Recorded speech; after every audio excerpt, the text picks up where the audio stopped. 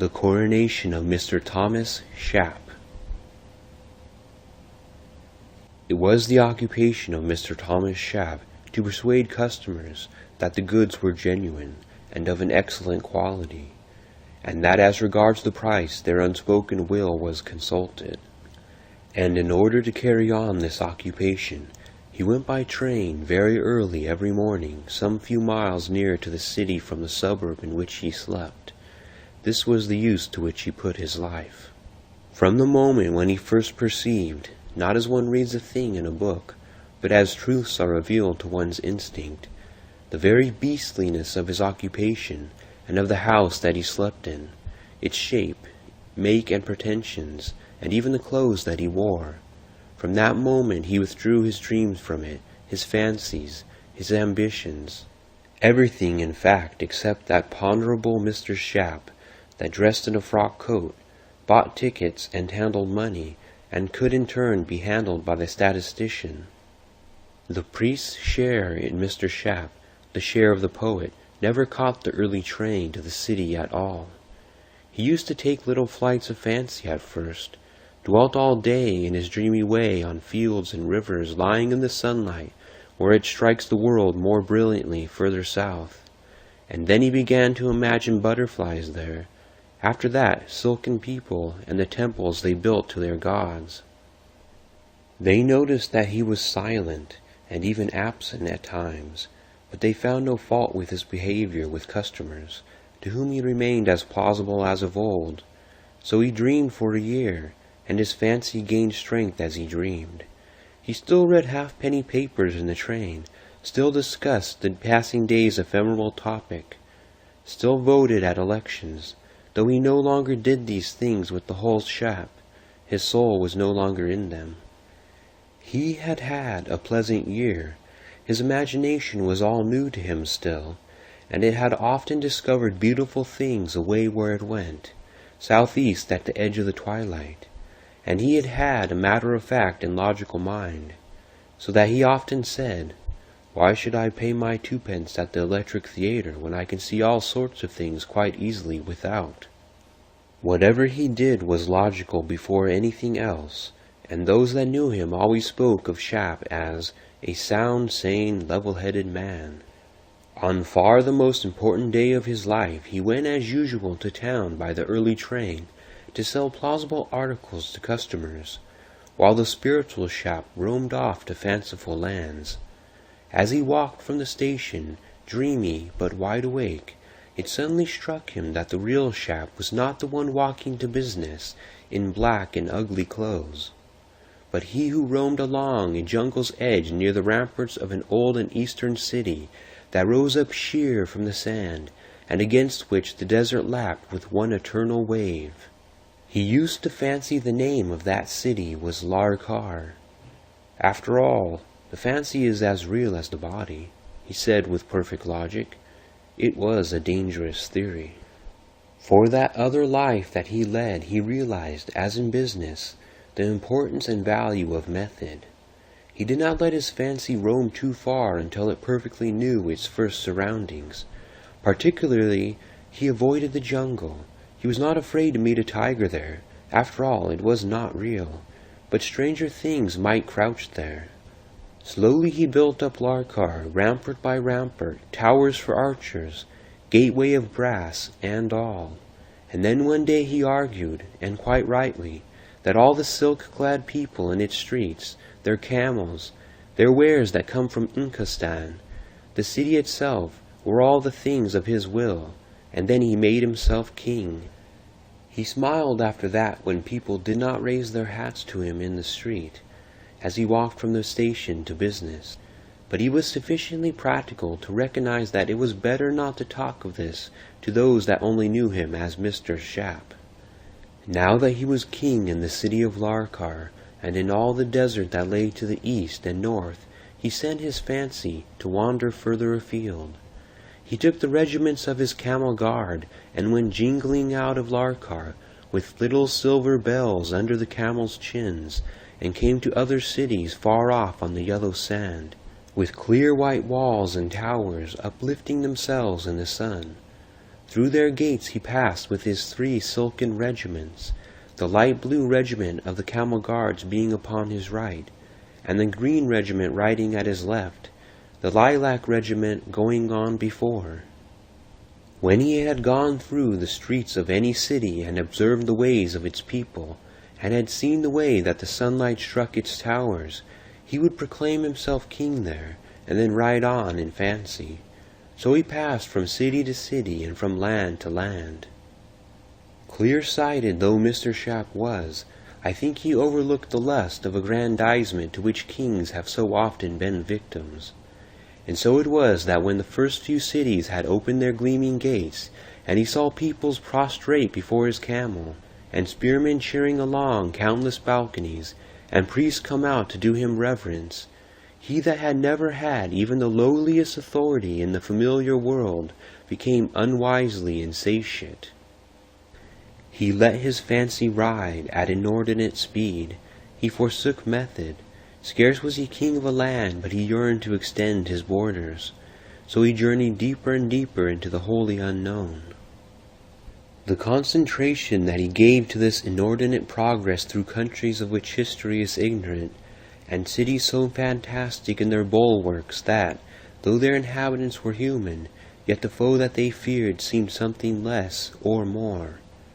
The amazement with which he beheld gates and towers unknown even to art, and furtive people thronging intricate ways to acclaim him as their sovereign, all these things began to affect his capacity for business. He knew as well as any that his fancy could not rule these beautiful lands unless that other Shap, however unimportant, were well sheltered and fed, and shelter and food meant money, and money business.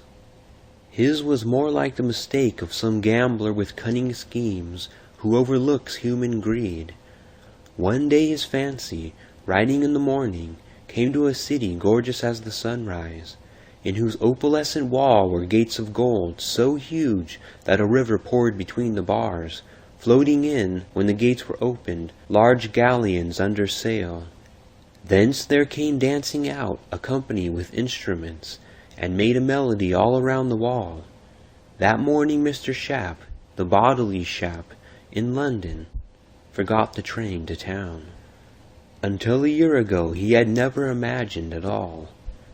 It is not to be wondered at that all these things now newly seen by his fancy should play tricks at first with the memory of even so sane a man. He gave up reading the papers altogether. He lost all interest in politics. He cared less and less for things that were going on around him. This unfortunate missing of the morning train even occurred again, and the firm spoke to him severely about it. But he had his consolation. Were not Arathraion and Argun Zirith and all the level coasts of Aura his? And even as the firm found fault with him, his fancy watched the yaks on weary journeys, slow specks against the snowfields, bringing tribute, and saw the green eyes of the mountain men who had looked at him strangely in the city of Nith, when he had entered it by the desert door. Yet his logic did not forsake him. He knew well that his strange subjects did not exist, but he was prouder of having created them with his brain than merely of ruling them only. Thus in his pride he felt himself something more great than a king, he did not dare to think what. He went into the temple of the city of Zora, and stood some time there alone. All the priests kneeled to him when he came away. He cared less and less for the things we care about, for the affairs of Shap, the businessman in London. He began to despise the man with a royal contempt. One day when he sat in Saoula, the city of the Thulls, throned on one amethyst, he decided, and it was proclaimed on the moment by silver trumpets all along the land, that he would be crowned as king over all the lands of wonder.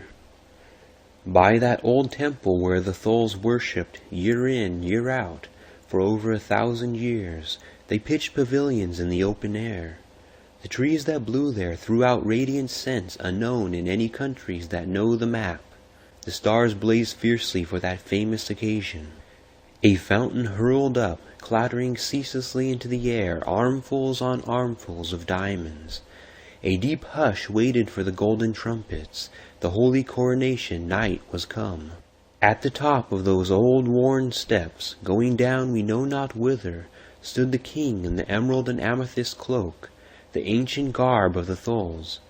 Beside him lay that Sphinx that for the last few weeks had advised him in his affairs. Slowly, with music when the trumpet sounded, came up towards him from we know not where 120 archbishops, 20 angels and 2 archangels, with that terrific crown, the diadem of the Tholes. They knew as they came up to him that promotion awaited them all because of this night's work. Silent, majestic, the king awaited them. The doctors downstairs were sitting over their supper. The warders softly slipped from room to room. And when in that cozy dormitory of Hanwell they saw the king, still standing erect and royal, his face resolute, they came up to him and addressed him. "Go to bed," they said, "pretty bed." So he lay down and soon was fast asleep. The great day was over. Chuba and Sheemish. It was the custom on Tuesdays in the temple of Chuba for the priest to enter at evening and chant, "There is none but Chuba." And all the people rejoiced and cried out, "There is none but Chuba." And honey was offered to Chuba, and maize and fat. Thus was he magnified.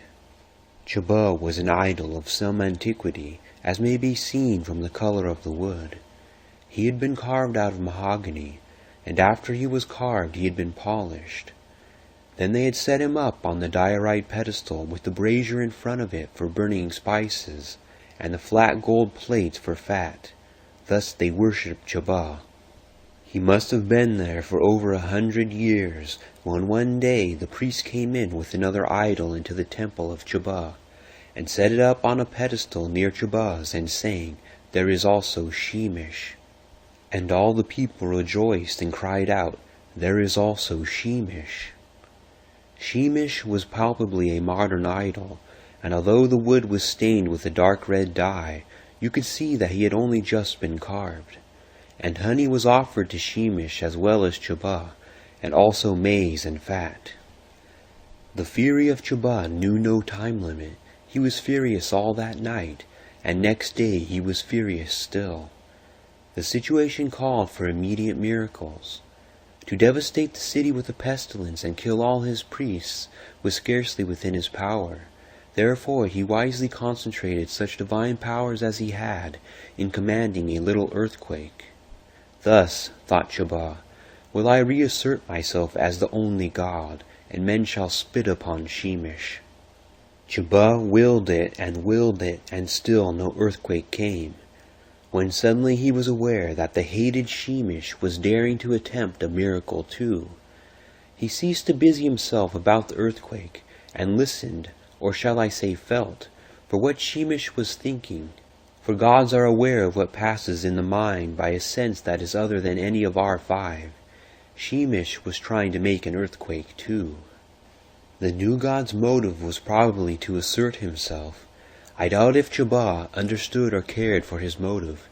It was sufficient for an idol already aflame with jealousy that his detestable rival was on the verge of a miracle.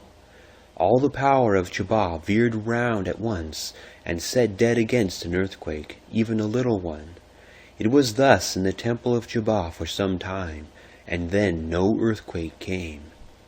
To be a god and to fail to achieve a miracle is a despairing sensation. It is as though among men one should determine upon a hearty sneeze, and as though no sneeze should come. It is as though one should try to swim in heavy boots, or remember a name that is utterly forgotten. All these pains were Sheemish's.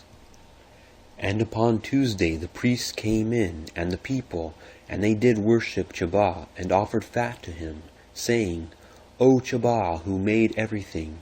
And then the priests saying, "There is also Sheemish." And Chuba was put to shame, and spake not for 3 days. Now there were holy birds in the temple of Chuba, and when the 3rd day was come, and the night thereof, It was as it were revealed to the mind of Jabba that there was dirt upon the head of Sheemish. And Jabba spake unto Sheemish as speak the gods, moving no lips, nor yet disturbing the silence, saying, There is dirt upon thy head, O Sheemish. All night long he muttered again and again, There is dirt upon Sheemish's head. And when it was dawn, and voices were heard far off, Jabba became exultant with earth's awakening things, and cried out till the sun was high, Dirt, dirt, dirt upon the head of Sheemish. And at noon he said, So Sheemish would be a god. Thus was Sheemish confounded. And with Tuesday one came, and washed his head with rosewater. And he was worshipped again, when they sang, There is also Sheemish. And yet was Jabba content, for he said, The head of Sheemish has been defiled. And again, His head was defiled, it is enough. And one evening, lo, there was dirt on the head of Jabba also, and the thing was perceived of Sheemish. It is not with the gods as it is with men. We are angry one with another, and turn from our anger again, but the wrath of the gods is enduring. Jabba remembered, and Sheemish did not forget. They spake as we do not speak, in silence yet heard of each other, nor were their thoughts as our thoughts. We should not judge them merely by human standards. All night long they spake, and all night said these words only, Dirty Jabba, dirty Sheemish, dirty Jabba, dirty Sheemish, all night long. Their wrath had not tired at dawn, and neither had wearied of his accusation. And gradually Jabba came to realize that he was nothing more than the equal of Sheemish. All gods are jealous, but this equality with the upstart Sheemish, a thing of painted wood 100 years newer than Jabba, and this worship given to Sheemish in Jabba's own temple, were particularly bitter. Jabba was jealous even for a god, and when Tuesday came again, the third day of Sheemish's worship, Jabba could bear it no longer. He felt that his anger must be revealed at all costs, and he returned with all the vehemence of his will to achieving a little earthquake. The worshippers had just gone from his temple when Jabba settled his will to attain this miracle. Now and then his meditations were disturbed by that now familiar dictum, Dirty Jabba. But Jabba willed ferociously, not even stopping to say what he longed to say, and had already said 900 times, and presently even these interruptions ceased. They ceased because Sheemish had returned to a project that he had never definitely abandoned, the desire to assert himself and exalt himself over Jabba by performing a miracle, and the district being volcanic, he had chosen a little earthquake as the miracle most easily accomplished by a small god. Now an earthquake that is commanded by 2 gods has double the chance of fulfillment than when it is willed by one, and an incalculably greater chance than when 2 gods are pulling different ways, as, to take the case of older and greater gods, when the sun and the moon pull in the same direction, we have the biggest tides. Jabba knew nothing of the theory of tides, and was too much occupied with his miracle to notice what Sheemish was doing. And suddenly the miracle was an accomplished thing. It was a very local earthquake, for there are other gods than Jabba, or even Sheemish, and it was only a little one as the gods had willed. But it loosened some monoliths in a colonnade that supported one side of the temple, and the whole of one wall fell in. And the low huts of the people of that city were shaken a little, and some of their doors were jammed, so that they would not open. It was enough, and for a moment it seemed that it was all. Neither Jabba nor Sheemish commanded there should be more. But they had set in motion an old law older than Jabba, the law of gravity that colonnade had held back for 100 years, and the temple of Jabba quivered, and then stood still, swayed once, and was overthrown, on the heads of Jabba and Sheemish. No one rebuilt it, for nobody dared to near such terrible gods.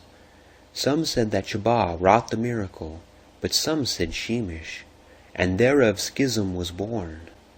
The weakly amiable, alarmed by the bitterness of rival sects, sought compromise and said that both had wrought it, but no one guessed the truth that the thing was done in rivalry.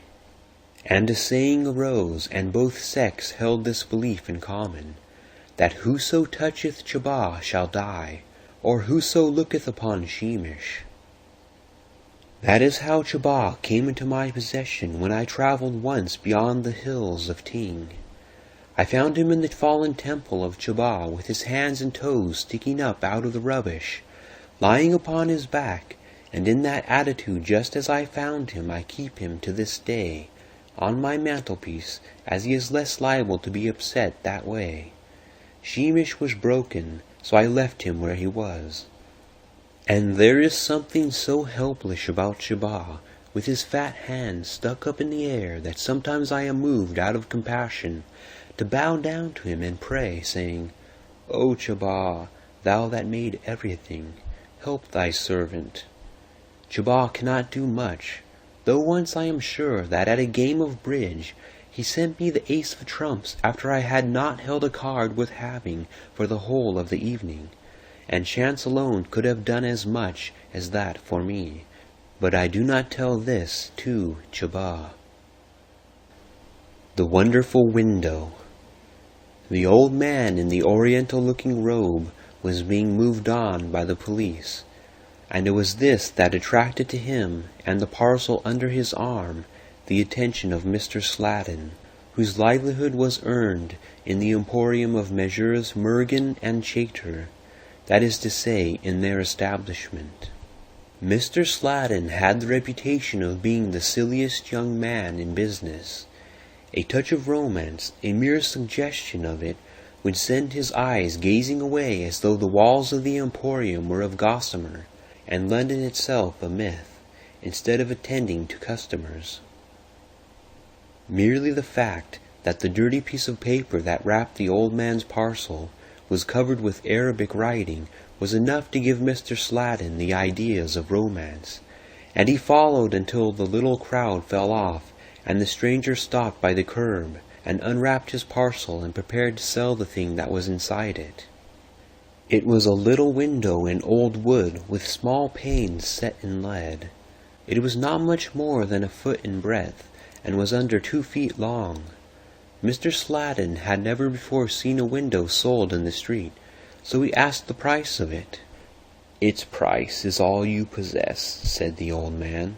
"Where did you get it?" said Mr. Sladen, for it was a strange window. "I gave all that I possessed for it in the streets of Baghdad." "Did you possess much?" said Mr. Sladen. "I had all that I wanted," he said, "except this window." "It must be a good window," said the young man. "It is a magical window," said the old one.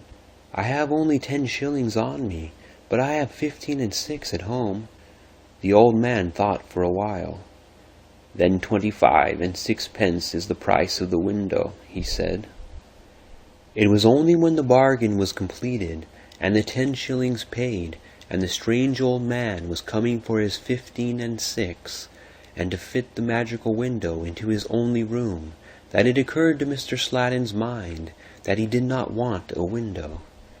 And then they were at the door of the house in which he rented a room, and it seemed too late to explain. The stranger demanded privacy when he fitted up the window, so Mr. Sladen remained outside the door at the top of a little flight of creaky stairs.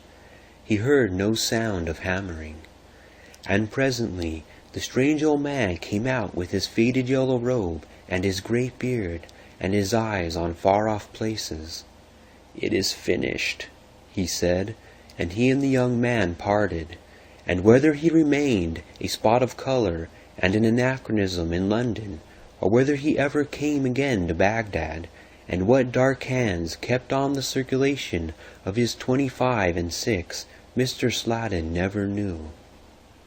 Mr. Sladen entered the bare-boarded room in which he slept, and spent all his indoor hours between closing time and the hour at which Messrs. Mergan and Chater commenced. To the penitents of so dingy a room, his neat frock coat must have been a continual wonder. Mr. Sladen took it off and folded it carefully, and there was the old man's window rather high up in the wall. There had been no window in that wall hitherto, nor any ornament at all but a small cupboard, so when Mr. Sladen had put his frock coat safely away, he glanced through his new window. It was where his cupboard had been, in which he kept his tea things.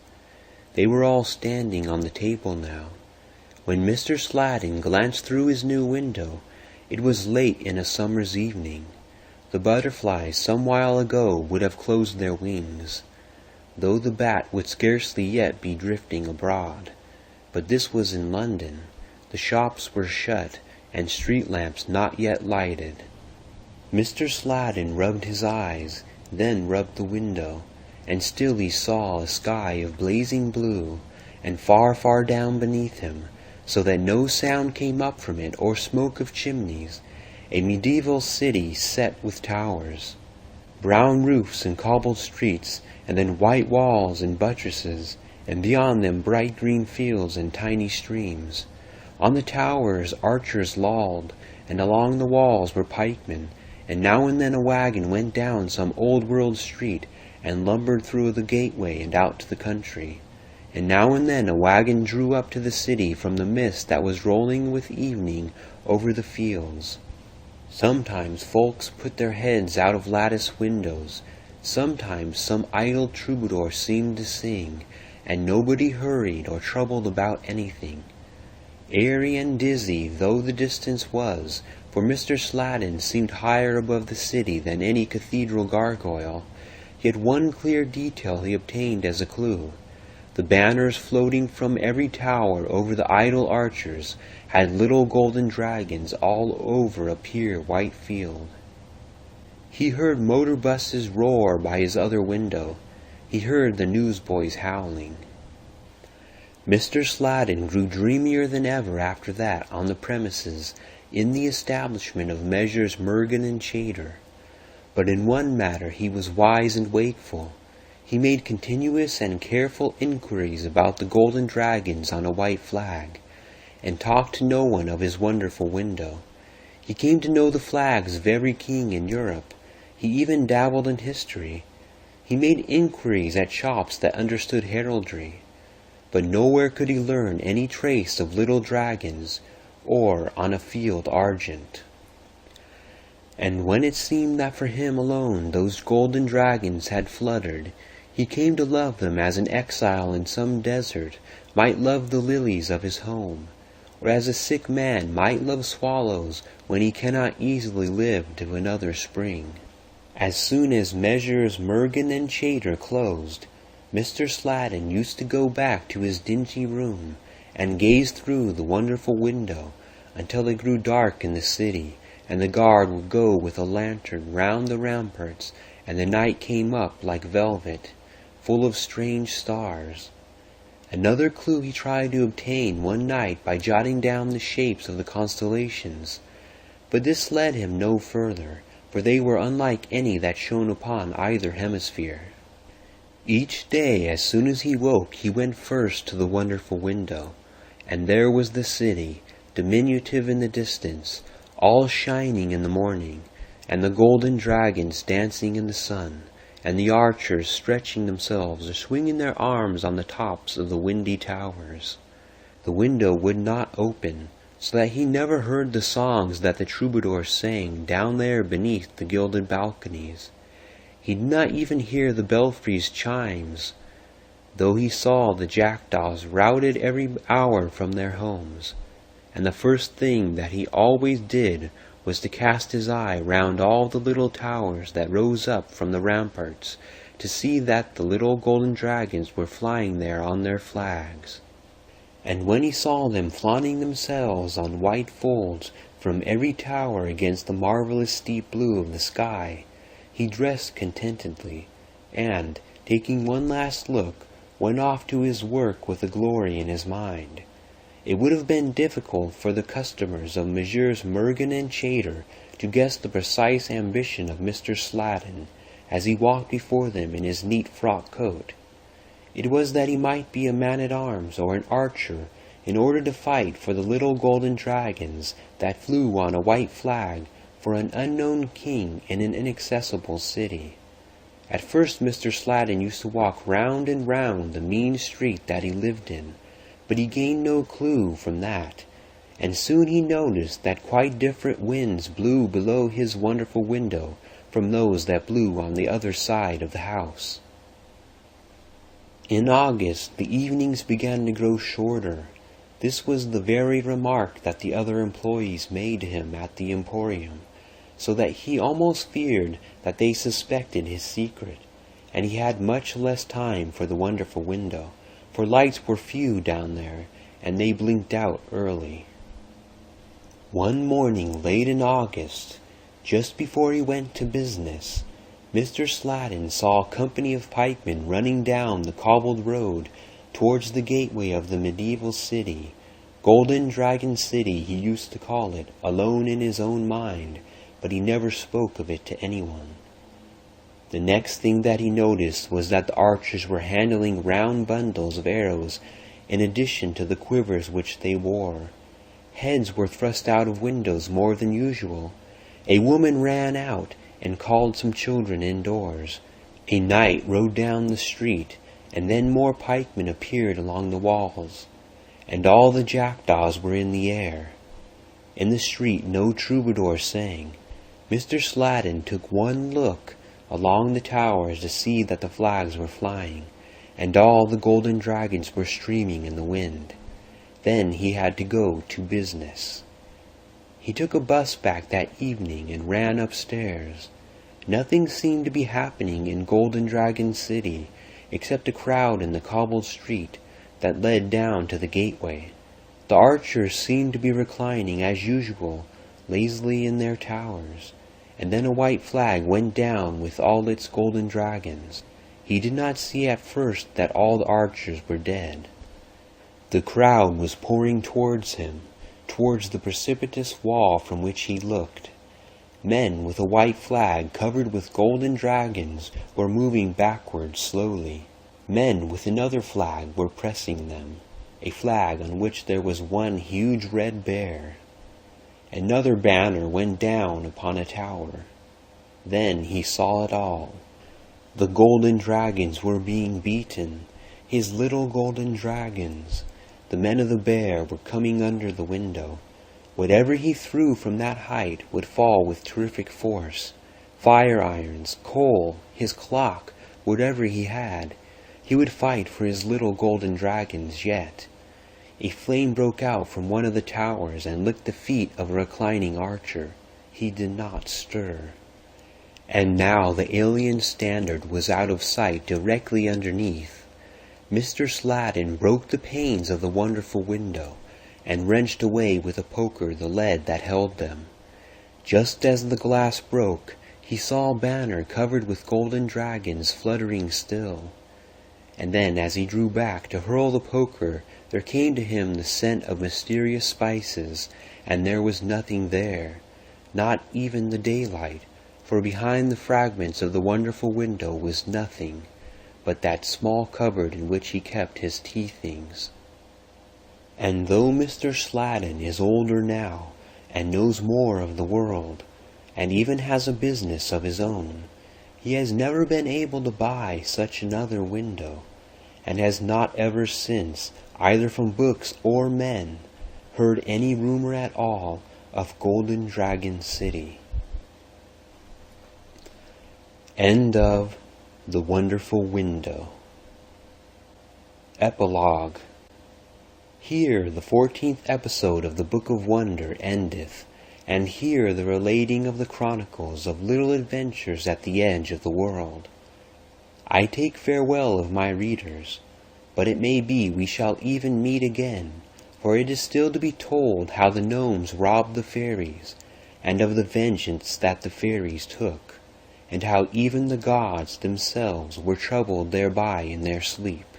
and how the king of Ool insulted the troubadours, thinking himself safe among his scores of archers and hundreds of halberdiers, and how the troubadours stole to his towers by night, and under his battlements by the light of the moon made that king ridiculous forever in song.